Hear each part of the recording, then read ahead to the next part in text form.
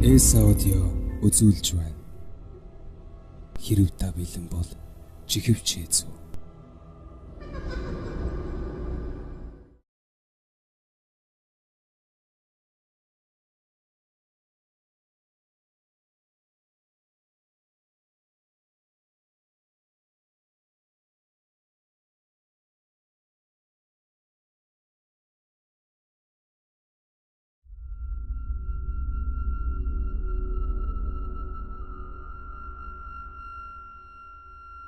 Чимбагийнх олон сарын турш айлын хажуу өрөө төрөөслөж явсаар эцэст нь баян хушуунд хүний хөлөглөхөөс зайдав.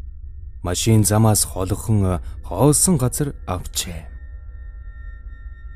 Шинхэн авсан газрынх нь эргэн тойронд хашаа хийж байсан болов уу гэмээр хэдэн ширхэг ёрдоосон мод цохоо ухааж.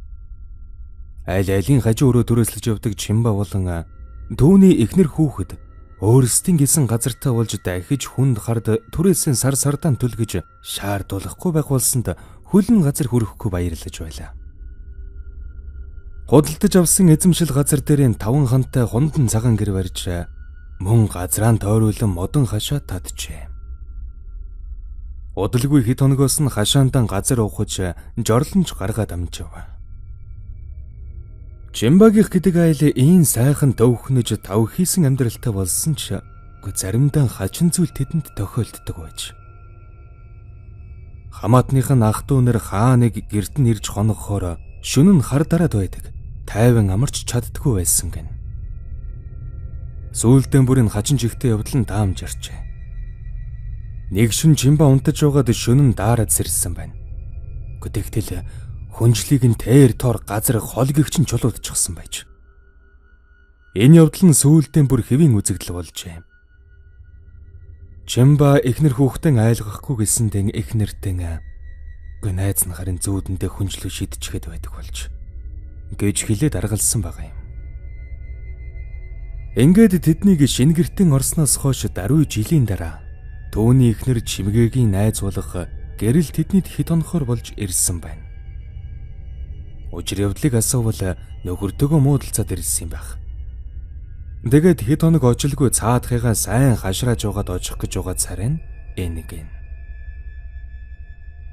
2 дахь хоног дээр Чимбагийн гэр бүл хөдөө явах болжээ.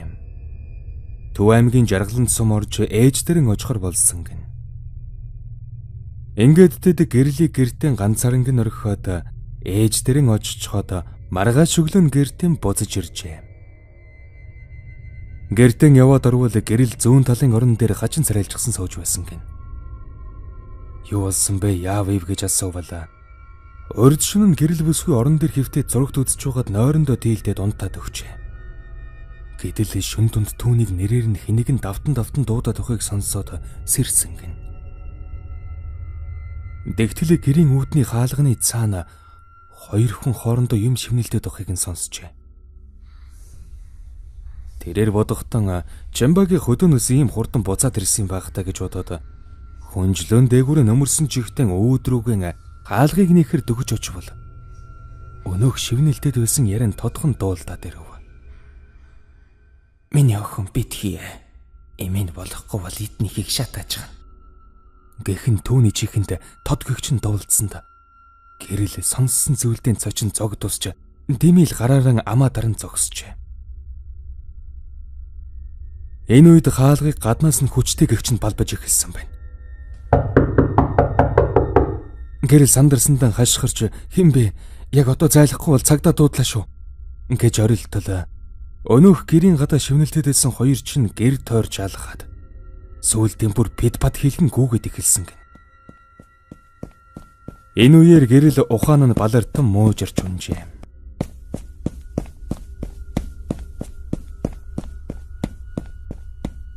Ингээд тэрээр өөрөөр сэрээд шалан дээрээс өндийж зүүн талын орон дээр очиод таг гүлрэн шөнийн болсон хачин явдлыг бодоод сууж байхад нь гэрийн эзэд хөдөөнөөс ирцгээсэн байгаа юм.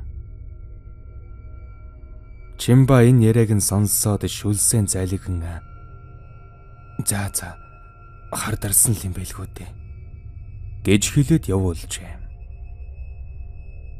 Энэ хэрэг явдал ингэсгээд намжсан байна. Гэдэгтэл удалгүй охин нь хашаандаа тоглож байгаад гэрийнхэн ард хашаан дотор байдаг ёрдоосон хадан дээр унаад өвдгөн шалбалж өгсөнд Чимба. Үгүй энэ нэг л биш. Юм л бол хамгийн болж бүтэхгүй байх юм. Ингээд ламхар гэртээ дуудаж залж авчраад ном уншуулж дараа нь болоод байгаа хачин жигтийн явдлыг ярьж өгчээ. Өнөөх лам хэсэг байж байгаад ин хэлжээ. Их хэлэ зовлон үдсэн хөгшин охин хоёрын газар байна да.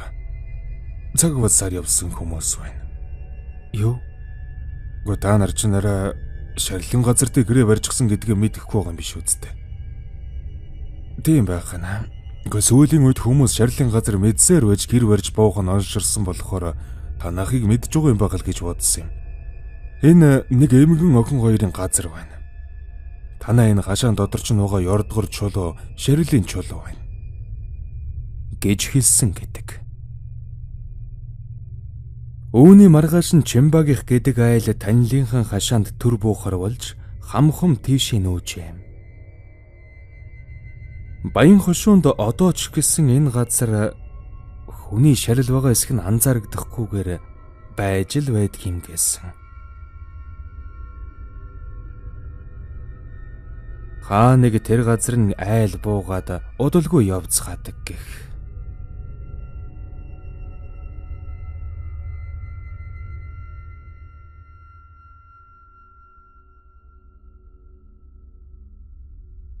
(2017 оны 6 дугаар сарын ихэнх үед манай ажил дээр хотоос нэг шалгалт ирсэн юм. Тэр шалгалт нь 2-7 хоног болсон тул манай ажил их оройтож тарж байлаа л да. Гэхдээ заримдаа ч бүр ажил дээр хондог байлаа. Яг энэ шалгалт дуусахын өмнөх хорон мөн л их оройтож байсан тул ажил дээр хонохоор төлөвлөж байсан юм. Тэгсэн шүн дунд 1 цаг болж байхад удаас дуугарлаа. Утас аваад яртал ээж маань ярьж байна. Цаад дүү чинь хонхны баярын тэмдэглэж яваад би уугаад цагтаад баригдчихсан байна.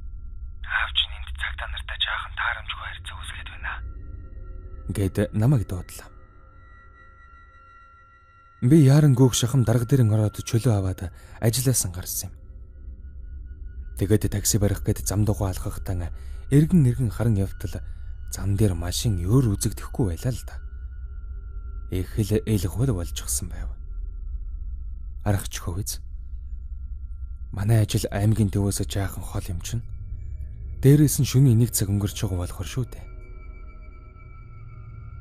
Тэгээд би үргэлжлүүлэн зам дахин алхасаар явхад өөдөөс за нэг 50 орчим метрийн зайтай нэг жаахан хүүхэд наашаа алхаж явна.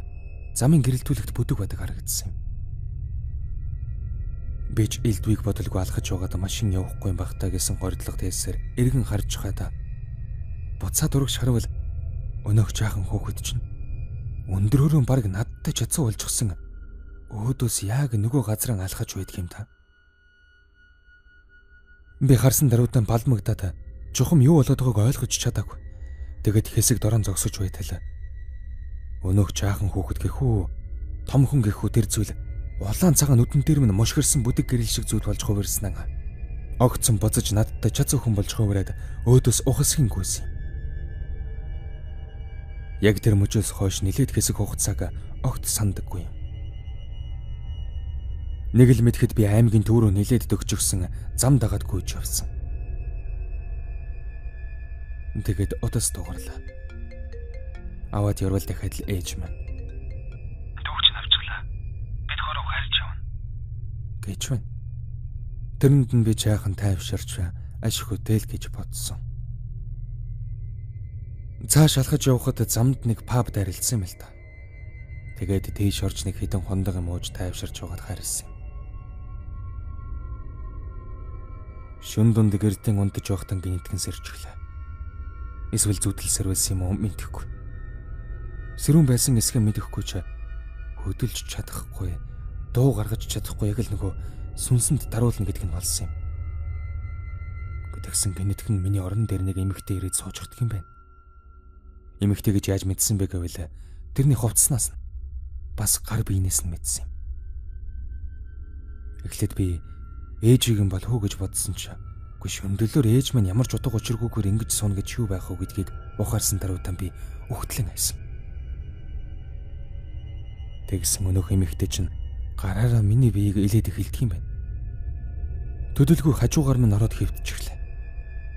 Тэгэд хэсэг байж байсан намайг тэвэрсэн юм. Яг тэвэрэхтэй зэрэгцсэн миний амьсгал боогдоод амьсгалж чадхан болоод эхэлсэн. Зодоор тэр үед хамаг би эргээд хэвэндэн орсон юм л та. Хөдөлж чадсан гэсэн үг. Айж сандарсан би ухасхийн босоод 3 алхаад л ширээ мөрөгчихсөн. Ширээн дээр байсан хамаг юм газар унаж тар нэрхийг чимээнээр хажуу дунтаж байсан дүү мэн сэрж иглээ. Бас томор дундаж байсан ээж мэн ч сэрж гисэн. Тэгээд л болсон явдлыг хэлж маргааш нь ламд үзүүлэхэр болоод гандан орсон ч өнөөх лам нь ном уншиж өгснөөс биш ямар нэг шийдтэй зүйл огт хэлээгүй юмдаг. Тэр явдлаас хойш өдийг хүртэл ямар нэг зүйл надад тохиолдоогүй. Гэхдээ шөнө өрөө ганцаараа явахдаа их сэрэмжтэй явдаг болсон.